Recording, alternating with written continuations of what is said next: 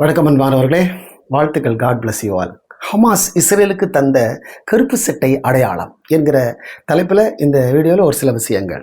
ஒரு பெரிய மைதானத்தில் 1200 பேர் உடல்கள் சிதறி கை கால்கள் தலைகள் துண்டிக்கப்பட்டு கிடக்கும் அந்த கோரமான காட்சியை பார்க்கும் பொழுது என்ன தோன்றும்? ஒரு டிஃபென்ஸ் மினிஸ்டரும் நாட்டினுடைய பிரசிடென்ட்டும் அதை பார்க்கும் பொழுது அவர்களுக்கு என்ன தோன்றும்?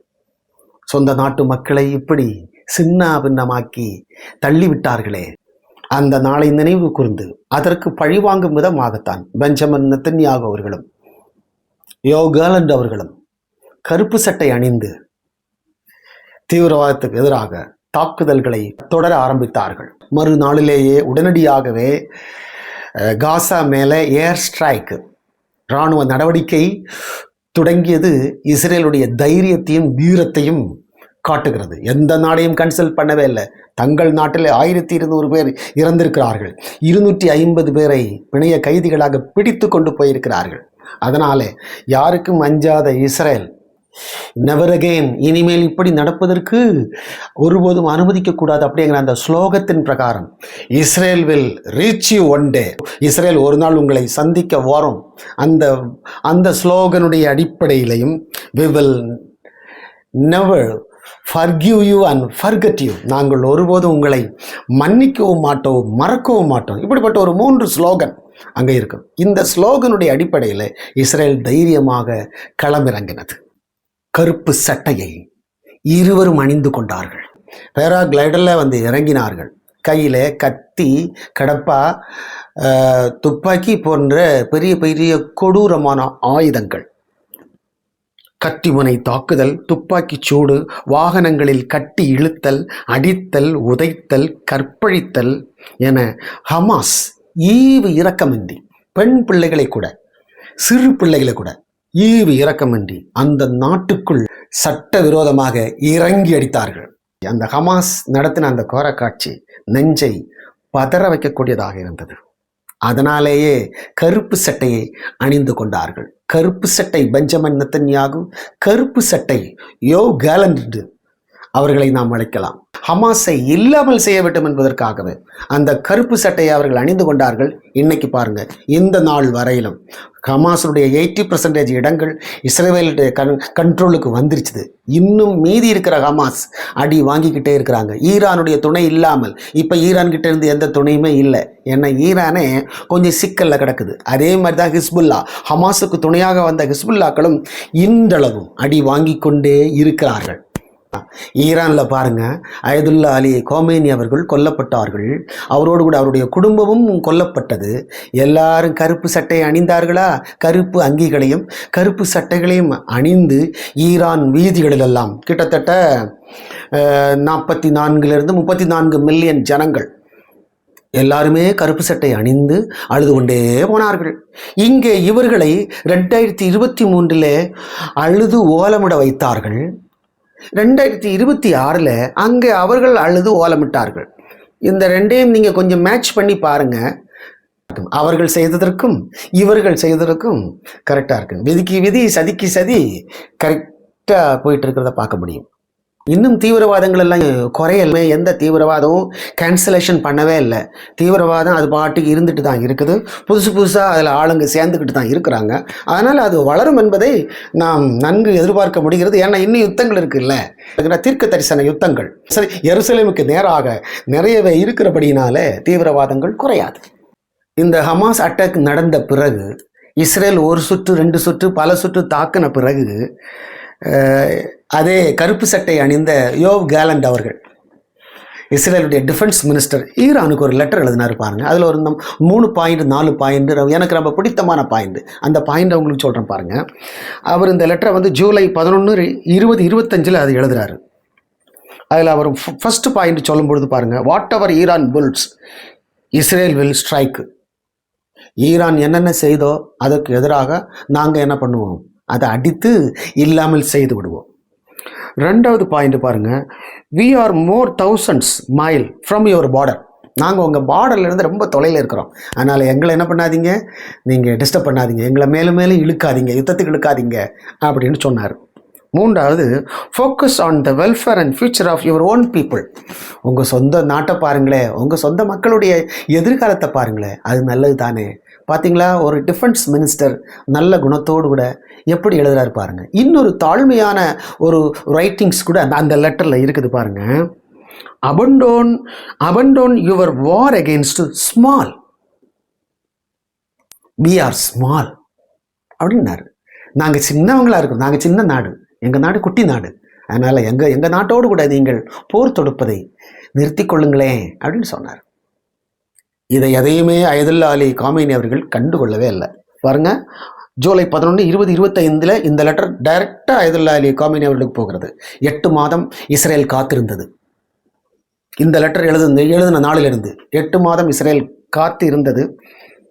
ஈரான் சரிப்பட்டு வராதபடினால மறுபடியும் 2026 பிப்ரவரி 28 இஸ்ரேல் அமெரிக்கா 2 கூட்டுப்படைகளும் கடந்து வந்து அந்த 28 அட்டாக்கு உலகம் அதிர்ந்து போனது.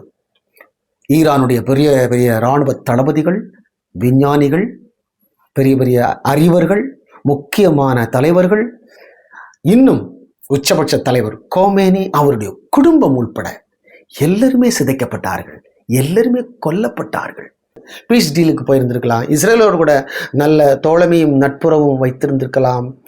நாம் ஃப்ரெண்டாக இருக்கலாம்னு சொன்னாலே அவங்களும் சரண்டர் ஆயிடுவாங்க. அவங்க ரெடி டு அக்செப்ட். எப்போவுமே இஸ்ரேலுங்கிற நாடு அப்படி தான். பாருங்கள், டிஃபென்ஸ் மினிஸ்டர் இந்த அளவு ஒரு லெட்டரை அயதுல்லா அலி காமேனி அவர்களுக்கு எழுதியிருக்கிறார். இதில் எவ்வளவு நியாயம் இருக்கிறது என்பதை நீங்கள் யோசித்து பாருங்கள். ஒரு சில அரபு நாடுகளை நாம் பார்க்கும் பொழுது, குவைத், கத்தார், பஹ்ரைன், UAE நாடுகள் எல்லாம் அமெரிக்காவோடு கூட இணக்கம் கொண்டு நல்ல முறையில் அவர்கள் வாழ்ந்து கொண்டிருக்கிறார்கள். இஸ்ரேலுக்கும் போர் செய்யணும் அப்படிங்கிற அபிப்பிராயம் எல்லாம் இல்லை. 1973 யாம் கிப்பூர் வாருக்கு அப்புறம் இஸ்ரேல் எந்த யுத்தத்திலும் ஈடுபடவில்லை. ஆனால் அந்த பார்டர் அட்டாக்கு, ஒரு சில பஸ் அட்டாக்கு, இதெல்லாம் இந்த ஹிஸ்புல்லா, ஹமாஸ், இஸ்லாமிக் ஜிகாத் போன்ற தீவிரவாதிகளால் அவர்களுடைய நாட்டுக்குள்ளாக ஸ்பொராடிக்கலாக செஞ்சுக்கிட்டு தான் இருந்தாங்க. ஆனாலும் அவர்கள் அதை சமாளித்து அதை ஒரு யுத்தமாக மாற்ற வேண்டாம் என்று நினைத்து இஸ்ரேல் எந்த யுத்தத்திலும் அதிகமாக ஈடுபடவில்லை. எப்போ இந்த ஹமாஸ் 2023 அட்டாக் பண்ணாங்களோ மறுநாளே என்ன பண்ணாங்க, இஸ்ரேல் ஆன் வார் அப்படின்னு சொல்லி நாங்கள் யுத்தத்தில் வந்துட்டோம், யுத்தத்தில் நிற்கிறோம், ஏன்னா இனிமேல் ஏர் ஸ்ட்ரைக் தான், பேச்சுவார்த்தைக்கு வேலை இல்லை, ஏன்னா 250 பிணைய கைதிகளை வேற பிடித்து கொண்டு சென்றிருக்கிறார்கள், அதனால் தக்க பாடம் புகட்ட வேண்டும் என்று சொல்லி அவர்கள் களத்தில் இறங்கி செயல்பட்டார்கள். ஒரு தைரியத்தையும் பழி வாங்க வேண்டும் என்கிற ஒரு வெறியையும் அவர்கள் அணிந்து கொண்ட அந்த கருப்பு சட்டை அவர்களுக்கு உதவியாக இருந்தது. அது ஒரு சபதமாகவும் மாறினது. கடைசியாக அயதுல்லா அலி காமேனி அவர்களை குறித்து நாம் சிந்திக்கும் பொழுது, அவர் என்ன எடுத்து சென்றார்? இவ்வளவு செஞ்சாரே, தன்னுடைய நாட்டுக்கு என்னதான் மீதி மிச்சத்தை வச்சு போனார். அவர் வச்சு போனதை நான் உங்களுக்கு சொல்கிறேன் பாருங்க. அடக்கம், இணக்கம் இவை இரண்டும் இல்லை என்று சொன்னால் வீடும் நாடும் நிச்சயமாய் நலமாய் வாழப்போவது இல்லை. கோமேனி ஐயா வாழ்விலும் இந்த அடக்கத்தையும் இணக்கத்தையும் அவர் அந்தரத்தில் தொங்க விட்டார். அதனால் அது ஈரான் மக்களுக்கோ அவருடைய சொந்த குடும்பத்துக்கோ எதுவும் பிரயோஜனம் இல்லாமல் போனது. இஸ்ரேல் மக்களை கண்ணீர் விட்டு அழச் செய்தார்கள். அதே மாதிரி இஸ்ரேல் திரும்ப ஈரான் மக்கள் எல்லாம் கண்ணீர் விட்டு அழும்படியான ஒரு சூழ்நிலையை இஸ்ரேலும் ஈரானுக்கு உண்டாக்கி கொடுத்தது. ஆமாம், முற்பகல் செய்யின் பிற்பகல் விளையும், வினை விதைத்தவன் வினை அறுப்பான். கடைசியில் ஈரான் ஐயா நாட்டுக்கு என்ன மீதி வச்சுட்டு போனார் பாருங்க. நாட்டை உடைத்து அதை புகைக்காடாக மாற்றி, பால் கிணறு போல் அதை மாற்றி, மக்களையும் பொருளாதார நலிவு மெலிவு எனும் இருளில் தள்ளி போராட்ட களம் கண்டு கடந்து சென்றார். போகையில் என்ன எடுத்து சென்றார்?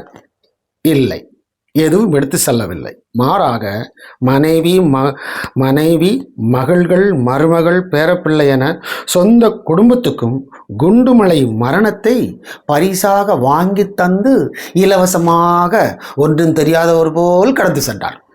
அவரும் வெறுங்கையாய்த்தான் போனார், எதுவுமே எடுத்து செல்லவில்லை.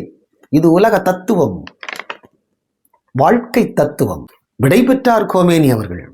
இஸ்ரேலுடன் இணங்காத வாழ்வு இறுதியிலே நாட்டுக்கும் அதன் பொருளாதாரத்துக்கும் மக்களுக்கும் தன் சொந்த குடும்பத்துக்கும் நற்பயன் தராமல் உடைந்து சிதைந்து கரிந்து நொறுங்கி வளர்ச்சிக்கு பதிலாக வீழ்ச்சியை தந்தது. இறுதியில் எதையும் கட்டி எழுப்ப முடியாமல் இயலாமை இயலவில்லை எனும் நிலையுடன் உயிர் மூச்சை விட்டார். உயிர் மூச்சை கூட விடணுங்க, அதை பிடிச்செல்லாம் வைக்க முடியாது யாராலும். இறுதியில் என்ன லாபம் பெற்றார்? எண்ணத்தை கொண்டு சென்றார், எதுவும் இல்லை. ஹீரோ லெவலில் இருந்த அந்த லைஃப் 0 லெவலுக்கு கடந்து வந்ததுதான் உண்மை. உங்களுக்கும் எனக்கும் இதுதான் உலகம் தருகின்ற பரிசு. ஒரு நாள் மரணம் நம்மை தேடி வரும். ஆனால் இடையில் வாழ்கின்ற அந்த வாழ்க்கை தத்துவம் நிறைந்ததாகவும் அர்த்தம் நிறைந்ததாகவும் அன்பு, சமாதானம், சந்தோஷம் போன்றவைகள் நிறைந்ததாகவும் அதை உட்படுத்தி கொண்டால் நிச்சயமாகவே அது நமக்கும் பயன்பெறும், மற்றவர்களுக்கும் அது பயன் தருவதாக இருக்கும். இயேசுவின் கேள்வி ஒன்று உங்களுக்கு இங்கே இருக்கிறது. மனிதன் உலகம் முழுவதையும் ஆதாயப்படுத்தி கொண்டாலும் தன் ஆத்துமாவை நஷ்டப்படுத்தினால் அவனுக்கு லாபம் என்ன? ஆரம்பித்து வச்சவங்க இன்னைக்கும் அடி வாங்கிட்டே இருக்கிறாங்க. ஆரம்பித்து வச்சவங்க யாரு? காசா, ஹமாஸ் தீவிரவாதிகள். பாருங்க, இன்றளவும் காசா அடி வாங்கி கொண்டே இருக்கிறது. இஸ்ரேல் யாரை பற்றியும் கவலைப்படுறது கிடையாது. லெபனான்லேயும் இந்த ஹமாஸுக்கு ஆதரவாக வந்த ஹிஸ்புல்லாக்களுக்கும் அடி கிடைத்து கொண்டே இருக்கிறது. இப்போ ஈரான் சும்மா இருக்கிறது. சப்போர்ட்டுக்கு வரலாம் என்று சொன்ன ஈரானால் சப்போர்ட் இங்கே கொடுக்க முடியவில்லை. 2 பேரும் அடி வாங்கி கொண்டே இருக்கிறாங்க. காசா கிட்டத்தட்ட 80% அடித்து உடைத்து நொறுக்கி தள்ளப்பட்டது. பார்த்தீங்களா? கருப்பு சட்டை இவ்வளோ வேலை செய்யுது பார்த்தீங்களா? கருப்பு சட்டை விஷயம் இன்னும் முடியவில்லை. கருப்பு சட்டைன்னு சொன்னாலே பழி வாங்குற அந்த நடவடிக்கை இன்னும் கண்டினியூடாக போயிட்டு இருக்குது. இஸ்ரவேல் கருப்பு சட்டை அணிந்து பழி வாங்குகின்ற அந்த விஷயத்தை கையில் எடுத்துக்கொண்டது. இது எங்கே போய் முடிய போகிறதுன்னு சொல்லி போக போகத்தான் தெரியும். நிச்சயமாகவே இது சிந்திக்கக்கூடியதும் யோசிக்கக்கூடியதுமான ஒரு விஷயமாக இருக்கிறது. ஓகே பிரியமானவர்களே, தேங்க்ஸ் ஃபார் வாட்சிங். நன்றிகள். God bless you all.